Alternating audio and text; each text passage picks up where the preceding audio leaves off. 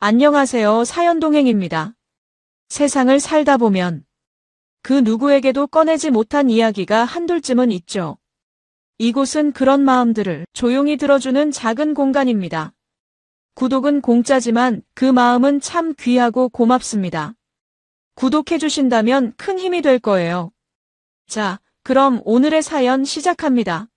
안녕하세요. 저는 이도현이라고 합니다. 올해 42살이고 경남 창원에서 중고차 매매업을 하고 있습니다. 결혼한 지는 벌써 12년째네요. 미정이는 부산 출신이라 가끔 고향 친구들을 그리워하곤 했습니다. 저는 그런 아내가 이해가 됐어요. 결혼하고 창원으로 와서 새로운 환경에 적응하는 게 쉽지 않았을 테니까요. 미정이는 전업주부였는데 작년부터 온라인 쇼핑몰 창업을 준비한다고 했습니다. 요즘 많은 주부들이 그런 일을 시작하잖아요. 저도 적극 응원했죠. 가끔 늦게까지 컴퓨터 앞에 앉아서 상품 등록하고 마케팅 공부한다고 하면 커피도 타다 주고 어깨도 주물러 줬습니다. 그런 아내가 기특하고 대견했거든요. 12년 동안 집안일만 하다가 자기 일을 찾아서 하려고 하니까 얼마나 대단한 일이에요. 그런데 최근 몇 달 사이에 미정이가 주말마다 부산에 내려간다고 하더라고요. 창업 준비하느라 스트레스가 너무 심해서 친구들이랑 힐링 좀 하고 올게라고 했습니다. 처음에는 한 달에 한 번 정도였는데 점점 자주 가더라고요. 이제는 거의 매주 금요일 저녁에 출발해서 일요일 밤에 돌아오는 패턴이 됐어요. 저야 아내가 힘들다는데 못 가게 할 이유가 있나요? 편히 다녀와. 집은 내가 알아서 할 테니까 걱정하지 마라고 말해줬습니다. 사실 조금 서운한 마음도 있었어요. 결혼하고 나서 우리 둘만의 시간이 많지 않았는데 요즘은 더욱 줄어드는 것 같아서요. 하지만 미정이가 행복해 보이니까 그것만으로도 충분했습니다. 부산에서 돌아올 때마다 표정이 밝아져 있더라고요. 역시 고향 친구들을 만나니까 기분이 좋아진다며 웃곤 했죠. 그런 미정이를 보면서 제가 너무 이기적인 생각을 했나 싶어서 반성하기도 했어요. 중고차 매매업은 주말에도 손님들이 많이 와서 바쁩니다. 그래서 오히려 미정이가 부산에 내려가는 주말에는 일에 더 집중할 수 있어서 좋았어요. 저녁에 혼자 맥주 한잔 하면서 축구 중계라도 편하게 볼 수 있고요. 이렇게 각자의 시간을 갖는 것도 부부 생활에는 필요한 일이라고 생각했습니다. 12년을 함께 살다 보니 서로에 대해서는 너무 잘 알고 있다고 확신했거든요. 미정이의 부산행이 잦아지면서 집안 분위기도 조금씩 달라졌어요. 예전에는 주말에 함께 마트도 가고 영화도 보고 했는데 이제는 그런 시간이 거의 없어졌습니다. 대신 미정이는 온라인 쇼핑몰 준비한다고 평일에도 더 바빠졌어요. 밤늦게까지 컴퓨터 앞에 앉아서 뭔가 열심히 하더라고요. 가끔 뭐 하고 있어? 라고 물어보면 상품 리서치하고 있어라거나 경쟁업체 분석 중이라고 대답했습니다. 그런 아내의 모습이 대견하면서도 한편으로는 조금 외로웠어요.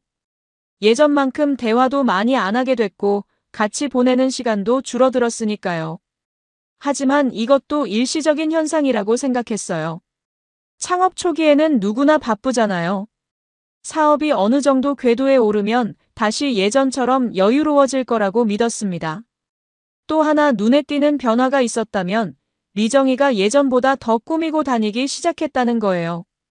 부산에 갈 때는 특히 더 정성스럽게 화장을 하고 옷도 새로 산 것들을 입더라고요. 친구들 앞에서 초라하게 보이기 싫어서라고 했는데 그럴 수도 있겠다 싶었어요.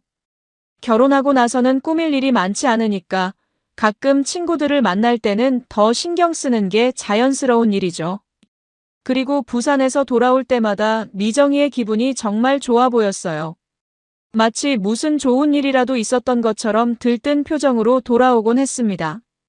친구들이랑 맛있는 것도 먹고 예쁜 카페도 가고 정말 힐링되더라고 말하면서 행복해하는 모습을 보면 저도 덩달아 기분이 좋아졌어요. 아내가 스트레스를 잘 해소하고 오는 것 같아서 다행이라고 생각했거든요. 하지만 가끔 이상한 느낌이 들 때도 있었어요. 부산에서 돌아온 후에 미정이가 평소보다 더 다정하게 굴더라고요. 갑자기 제 어깨를 주물러 준다거나 좋아하는 음식을 해준다거나 하는 식으로요. 처음에는 기분 좋게 받아들였는데 나중에 생각해보니 뭔가 미안한 마음이 있어서 그런 건 아닐까 하는 생각도 들었습니다. 물론 그땐 그런 생각을 깊이 하지는 않았어요. 단순히 아내가 기분이 좋아서 그런 거라고만 생각했거든요. 창원과 부산이 그리 멀지 않다 보니까 미정이가 부산에 가는 것도 자연스러웠어요. 차로 1시간 정도면 갈 수 있는 거리니까요. 저도 가끔 업무차 부산에 갈 일이 있어서 그 동네 사정을 어느 정도 알고 있었습니다. 미정이가 친구들이랑 해운대도 가고 광안리도 가고 정말 좋더라고 말할 때마다 그래, 부산은 놀 곳이 많지라고 맞장구를 쳐줬어요. 그런데 한 달 전쯤 일이었어요. 부산에 있는 중고차 딜러와 거래가 있어서 출장을 가게 됐습니다. 보통은 전화나 메신저로 거래를 하는데 이번에는 좀 큰 물건이라서 직접 보고 계약하기로 했거든요. 금요일 오후에 출발해서 토요일 오전에 일을 보고 당일로 올라올 예정이었어요. 미정이에게도 이번 주말에는 나도 부산에 간다고 말했더니 신기해 하더라고요. 정말? 그럼 우리 거의 동시에 부산에 있는 거네라고 웃으면서 말했습니다.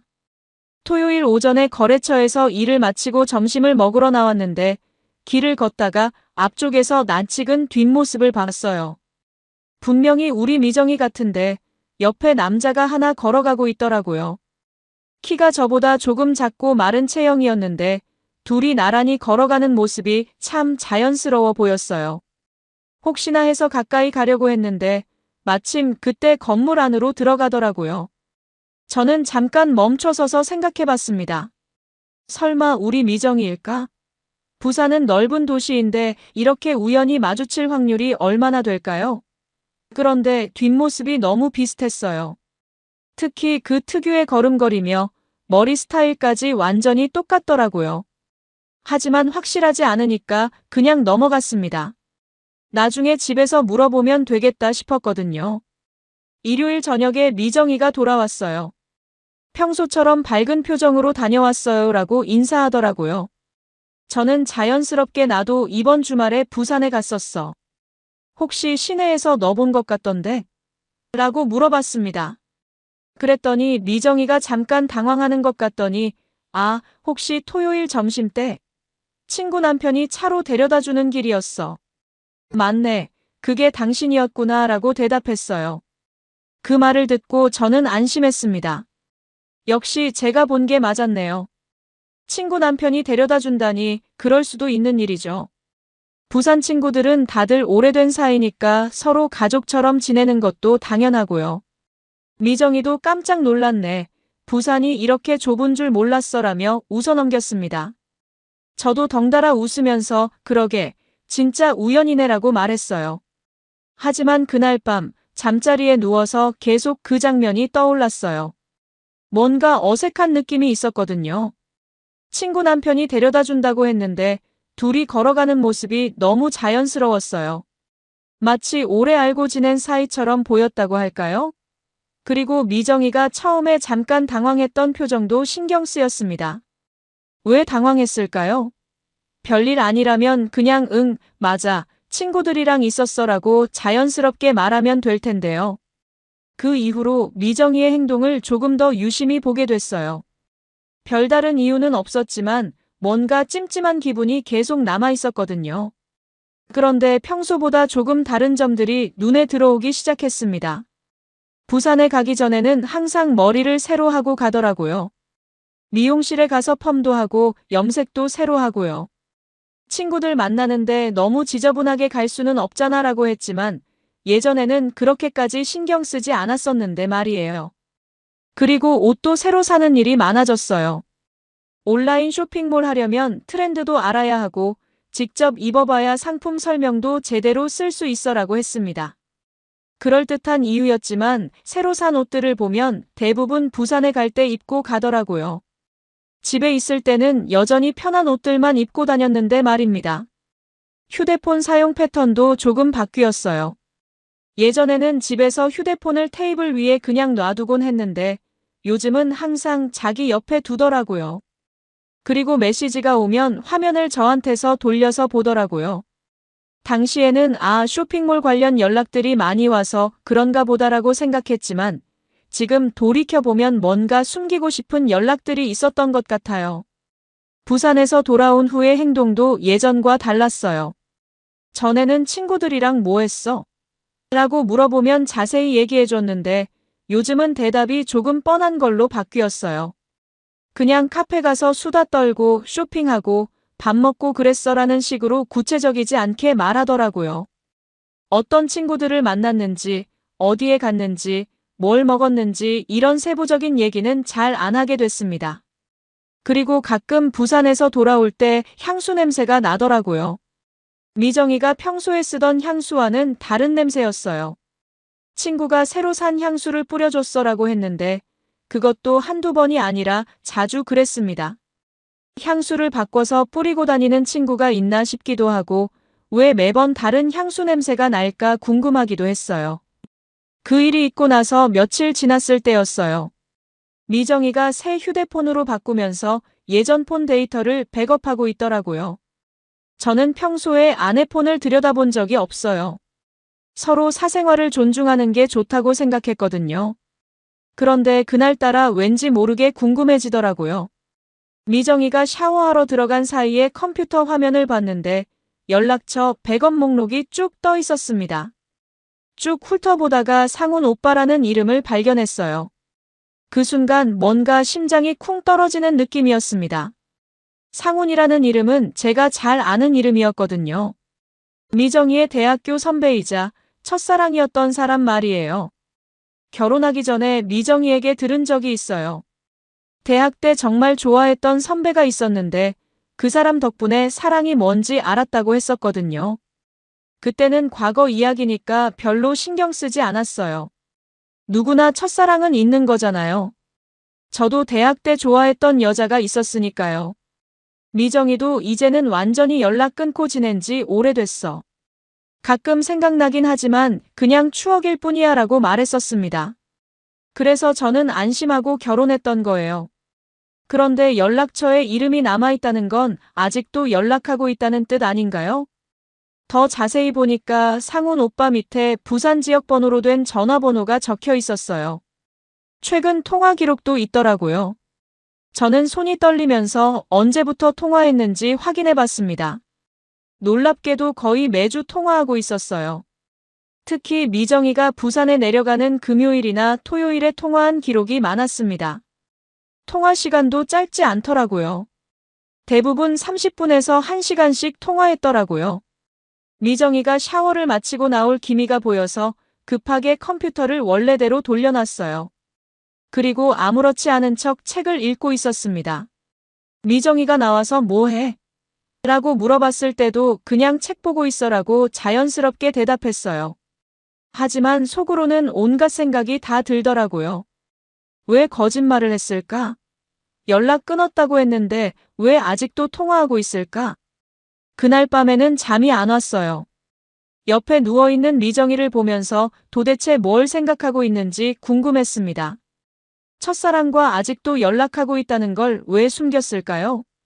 단순히 친구 사이라면 굳이 숨길 이유가 없잖아요. 그리고 부산에 내려갈 때마다 통화한다는 건 만나고 있다는 뜻일 수도 있겠다는 생각이 들었어요. 혹시 그날 제가 본 남자가 바로 그 상훈이라는 사람은 아닐까요? 그 다음 날부터 저는 미정이의 행동을 더 면밀히 관찰하기 시작했어요. 평소에는 전혀 신경 쓰지 않았던 작은 것들이 눈에 들어오더라고요. 휴대폰에 연락이 오면 누구에게서 온 건지 확인하려고 하고 통화할 때는 어떤 목소리로 말하는지 귀 기울여 듣게 됐습니다. 그런데 가끔 미정이가 다른 방으로 가서 통화하는 경우가 있더라고요. 쇼핑몰 관련 통화라서 조용한 곳에서 해야 해라고 했지만 뭔가 수상했어요. 부산에 가기 전날 밤에는 미정이가 평소보다 더 들떠 보였어요. 짐을 챙기면서 콧노래도 부르고 거울 앞에서 이런저런 옷을 입어보기도 하고요. 마치 연인을 만나러 가는 사람 같은 모습이었다고 해야 할까요? 그런 모습을 보면서 저는 점점 확신이 서기 시작했어요. 뭔가 숨기는 게 있다는 확신 말이에요. 그리고 미정이가 부산에서 가져오는 선물들도 조금 이상했어요.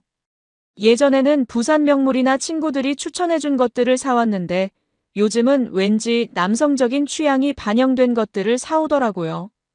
친구가 이게 요즘 인기라고 해서 샀어라고 했지만 미정이 친구들이 그런 걸 추천했을까 싶었어요. 혹시 누군가 다른 사람의 조언을 받고 있는 건 아닐까요? 부산에서 돌아올 때마다 미정이의 기분이 묘하게 좋아 보이는 것도 신경 쓰였어요. 단순히 친구들을 만나서 좋다는 기분과는 뭔가 달랐어요.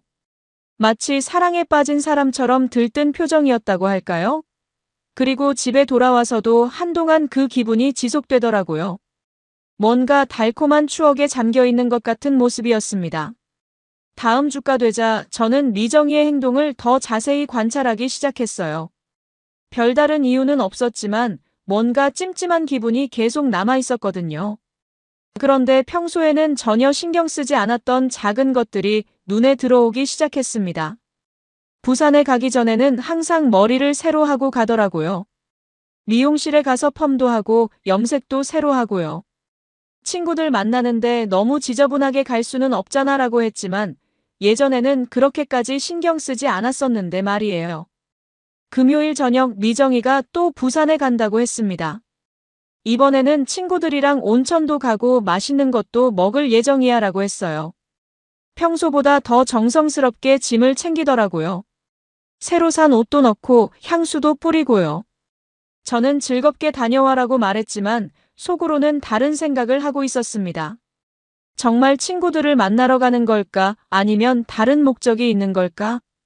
미정이가 떠나고 나서 저는 집안을 정리하다가 우연히 미정이 코트 주머니에서 뭔가를 발견했어요. 작은 종이 쪽지였는데 자세히 보니 모텔 영수증이었습니다. 부산 시내에 있는 로즈 모텔이라는 곳의 영수증이었어요. 날짜를 보니 지난주 토요일 것이었습니다. 저는 그 영수증을 보고 머리가 하얘지는 느낌이었어요. 왜 모텔 영수증이 미정이 주머니에 있을까요? 일요일 저녁에 미정이가 돌아왔을 때 저는 조심스럽게 물어봤어요. 혹시 부산에서 숙박한 적 있어? 라고요. 미정이는 왜? 당연히 친구 집에서 자지라고 대답했습니다. 그래서 저는 모텔 영수증을 꺼내 보여줬어요. 그럼 이건 뭐야? 라고 물었더니 미정이 표정이 순간 굳어지더라고요.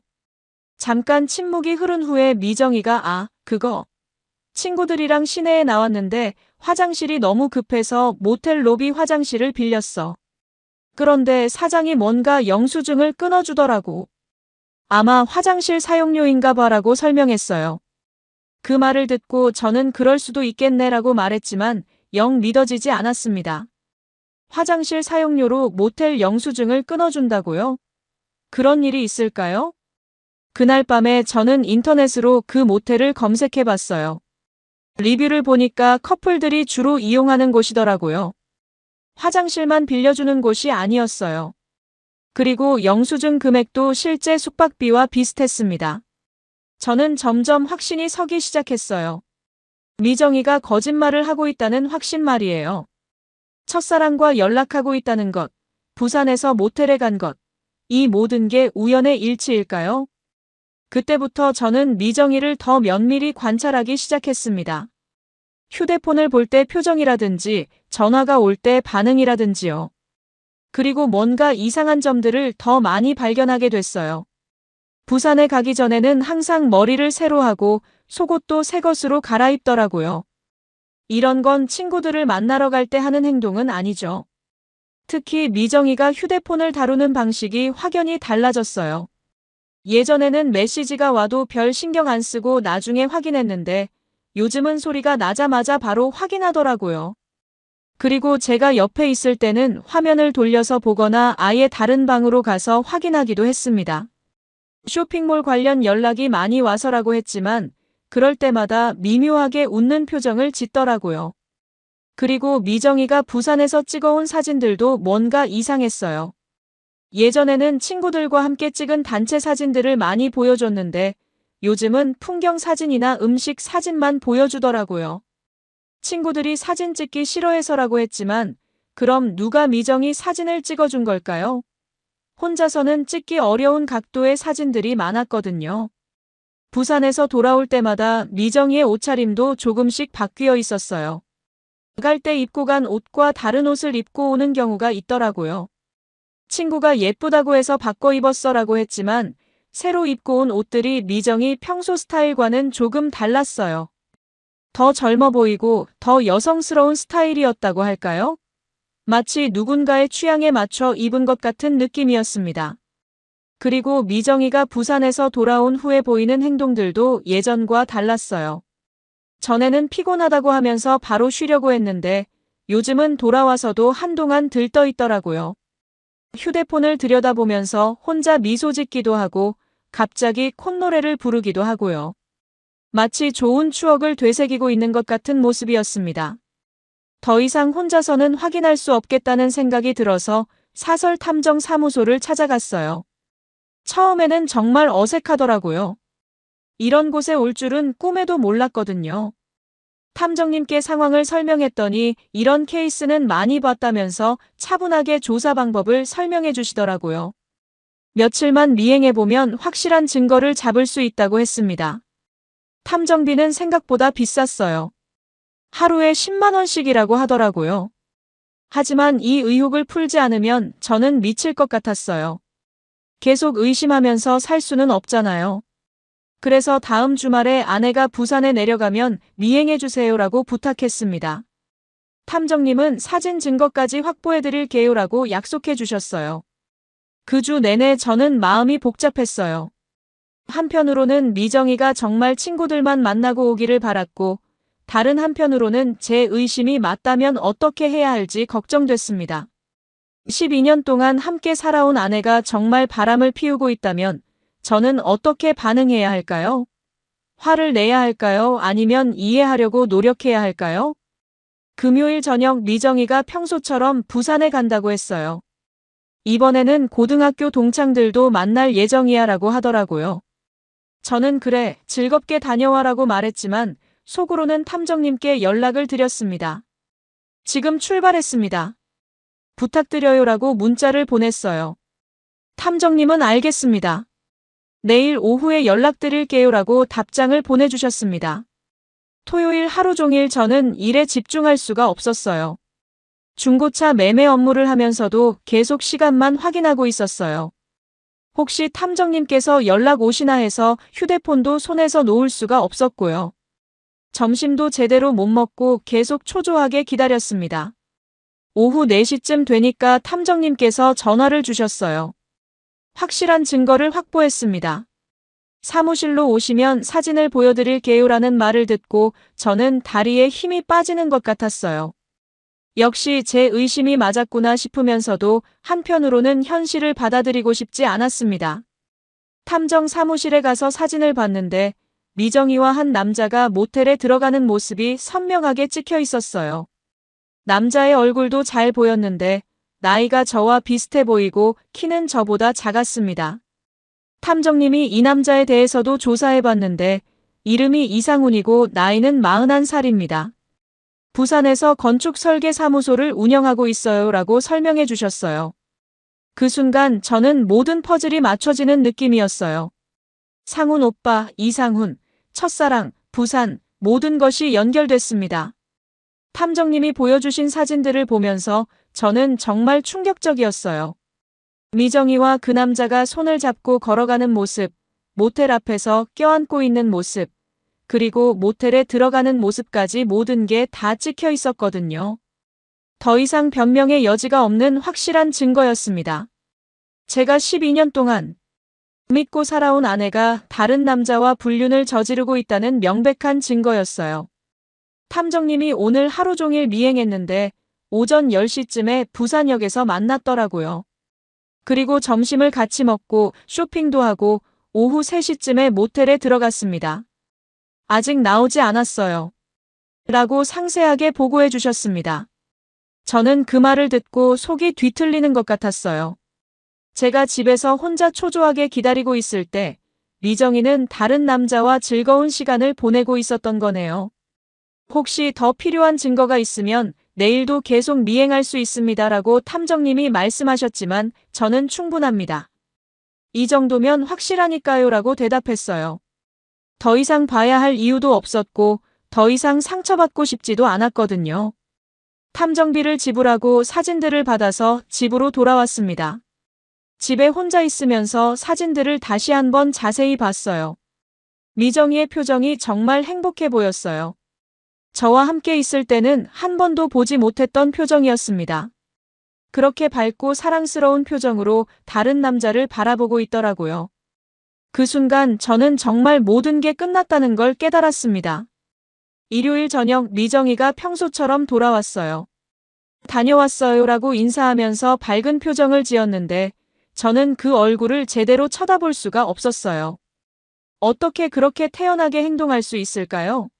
몇 시간 전까지 다른 남자와 모텔에 있었으면서 말이에요. 어떻게 지냈어? 라고 물어보는 제 목소리도 떨리고 있었습니다. 미정이는 친구들이랑 재밌게 놀았어. 오랜만에 정말 스트레스가 풀렸다고 대답했어요. 그 말을 듣고 저는 속으로 비웃음이 나왔습니다. 친구들이라고요? 정말 뻔뻔하게 거짓말을 하네요. 하지만 저는 아직 어떻게 대응해야 할지 정하지 못해서 평소처럼 행동했어요. 그래, 좋았겠네라고 대답하면서 말이에요. 그날 밤에 저는 거의 한숨도 못 잤어요. 옆에서 편안하게 자고 있는 미정이를 보면서 온갖 생각이 다 들었습니다. 언제부터 이런 관계를 지속해왔을까?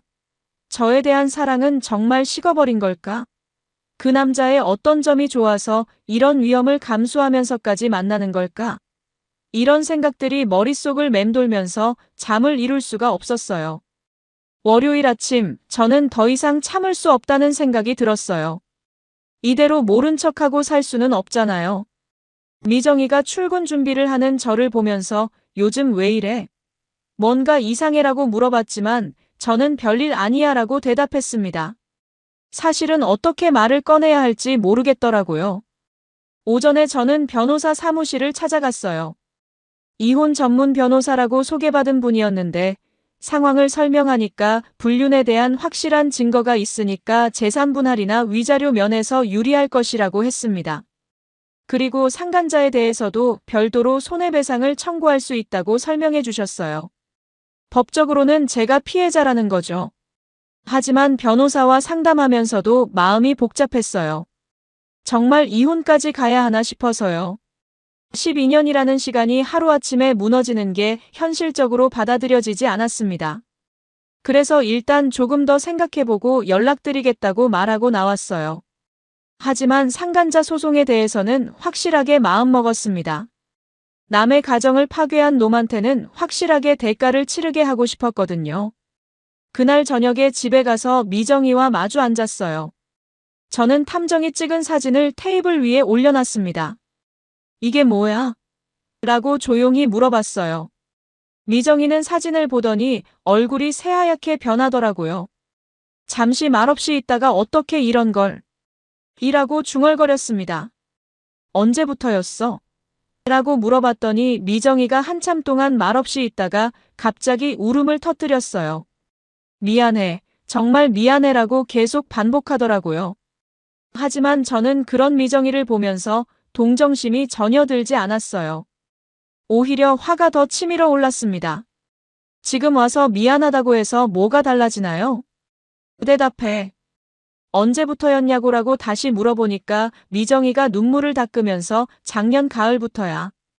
고등학교 동창회에서 우연히 만났는데 그때부터 연락하게 됐어라고 말했어요.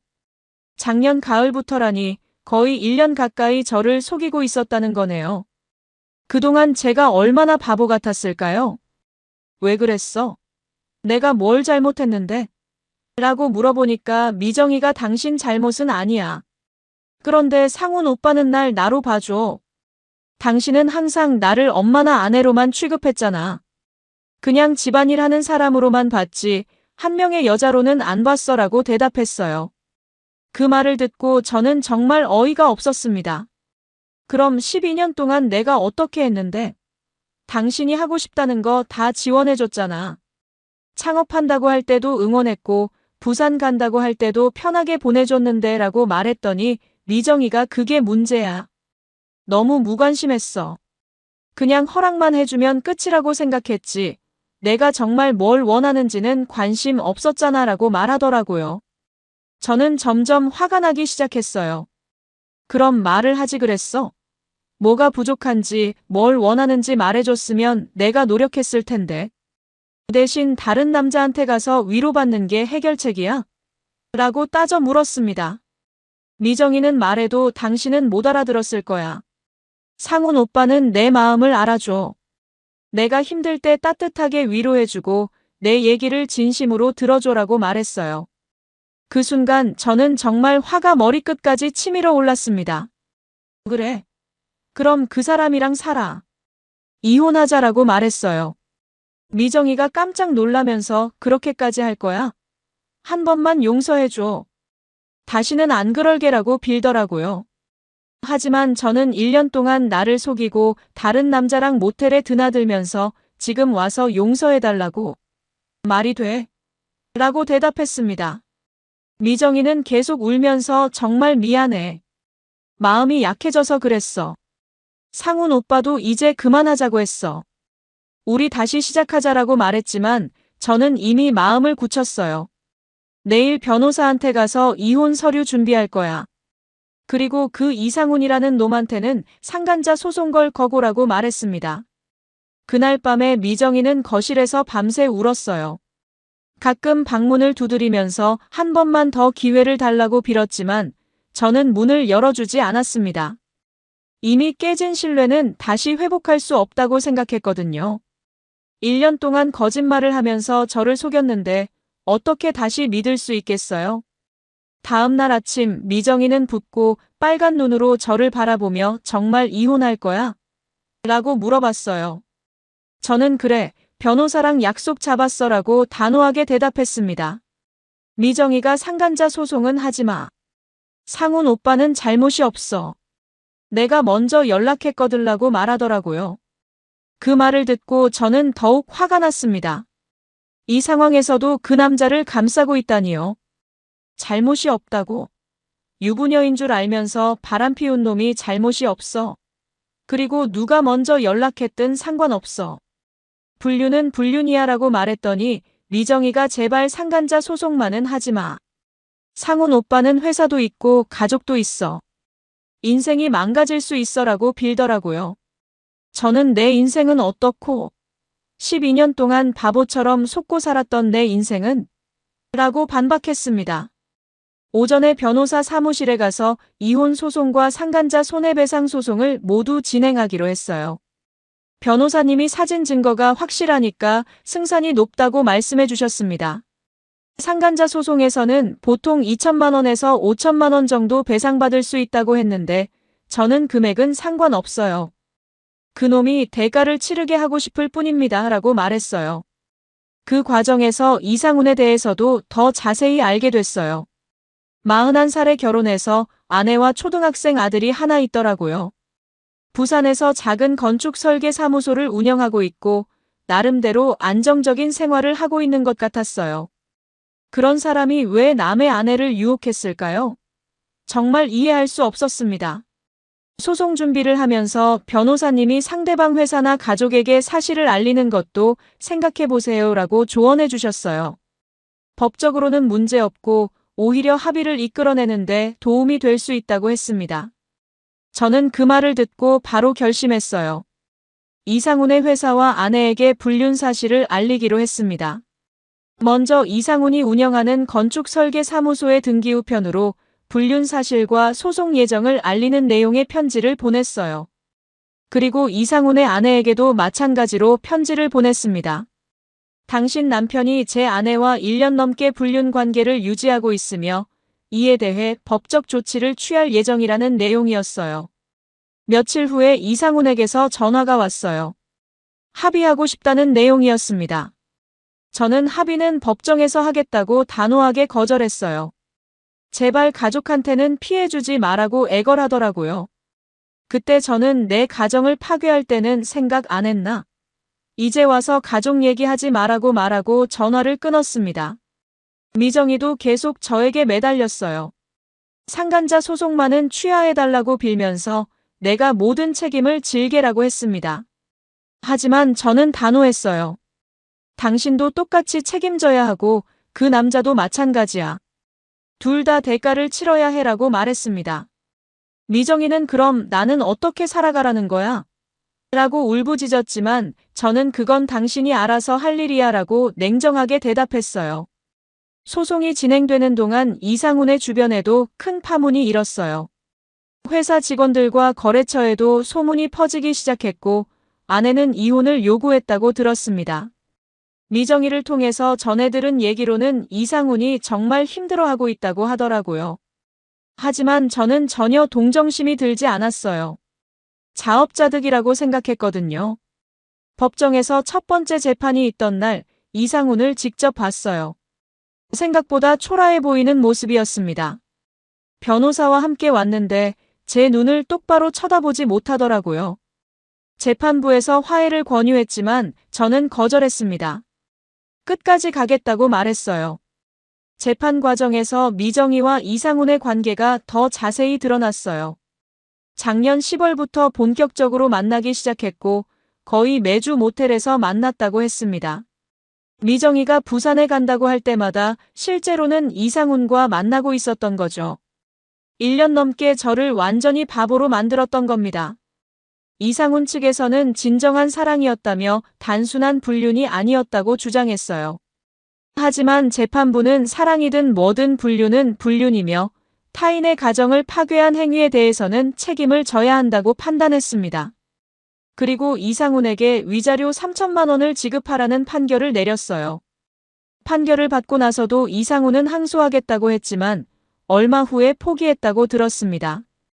아마 더 이상 이 일로 시끄럽게 하고 싶지 않았나 봐요. 3천만 원이라는 돈도 돈이지만 저에게는 그보다 더 중요한 게 있었어요. 사회적으로 그놈이 대가를 치렀다는 것 자체가 중요했거든요. 미정이와의 이혼도 정리됐어요. 재산 분할에서는 미정이가 불륜을 저질렀기 때문에 저에게 유리하게 결정났습니다. 미정이는 어디서 살아야 할지 모르겠다고 했지만 저는 그건 당신 문제야 라고 말했어요. 12년 동안 함께 살았던 사람에게 이런 말을 하는 게 냉정하다고 생각할 수도 있지만 저는 더 이상 미정이에게 정을 느낄 수 없었어요. 이혼이 확정된 후에 저는 마지막으로 이상훈에게 선물을 하나 준비했어요. 그놈이 사는 동네 전봇대에 현수막을 걸었습니다. 대한민국 법원이 인정한 상간자 이상훈 거주지역이라고 크게 써서 걸어뒀어요. 며칠 후에 누군가 떼어갔겠지만 그 며칠 동안 동네 사람들이 다 봤을 거예요. 그리고 이상훈의 건축설계사무소 앞에도 비슷한 현수막을 걸었습니다. 불륜으로 법정 유죄 판결받은 이상훈 운영업체라고 써서 말이에요. 이건 좀 더 오래 걸려 있었다고 들었어요. 아무래도 상업지구라 관리가 덜 되나 봅니다. 그 현수막을 보고 몇몇 거래처에서 계약을 취소했다는 소문도 들었어요. 마지막으로 제가 다니던 교회와 미정이가 다니던 요가원, 그리고 동네 상가에도 전단지를 돌렸어요. 불륜녀 최미정과 상간자 이상훈의 추악한 실체라는 제목으로 전 과정을 정리한 내용이었습니다. 사진은 모자이크 처리했지만 이름과 지역은 실명으로 공개했어요. 물론 법적으로 문제될 수 있지만 저는 상관없었습니다. 어느 날 저녁 중고차 매매 업무를 마치고 집에 가는 길에 이상훈의 건축사무소 앞을 지나게 됐어요. 그 현수막이 아직 걸려 있더라고요. 그걸 보면서 저는 속으로 중얼거렸습니다. 그때 미정이가 친구들이랑 논다더니 역시나 제일 친한 첫사랑이더군. 이제야 모든 복수가 끝났다는 생각이 들었어요. 이번 사연자 42세 중고차 매매업자 이도연은 12년간 믿고 살았던 아내 미정이가 대학 시절 첫사랑인 이상훈과 1년 넘게 불륜을 저지르고 있었다는 사실을 발견합니다. 부산 친구들과 힐링한다며 매주 부산에 내려간다던 미정이는 실제로는 이상훈과 모텔에서 만나고 있었죠. 탐정을 고용해 확실한 증거를 잡은 도연은 이혼과 함께 상간자 소송을 진행해 이상훈으로부터 3천만 원 위자료를 받아냈습니다. 그리고 이상훈의 직장과 동네에 현수막을 걸어 사회적으로도 완벽한 복수를 마쳤습니다. 여러분이라면 이런 상황에서 어떻게 하시겠습니까? 용서를 선택하시겠습니까? 아니면 사연자처럼 끝까지 복수하시겠습니까? 여러분, 오늘 사연 어떻게 들으셨나요? 지금 이 순간 무슨 생각이 드셨는지도 궁금합니다. 여러분의 소중한 생각을 댓글로 남겨주세요. 지금까지 사연동행이었습니다. 함께 해주신 모든 분들께 진심으로 마음 깊이 감사드립니다. 방송 끝나기 전에 혹시 아직 구독과 좋아요 안 누르셨다면 그 한 번의 클릭이 이 채널을 계속 이어가게 하는 큰 힘이 된답니다. 다음 사연에서 다시 인사드릴게요. 여러분, 평안하세요.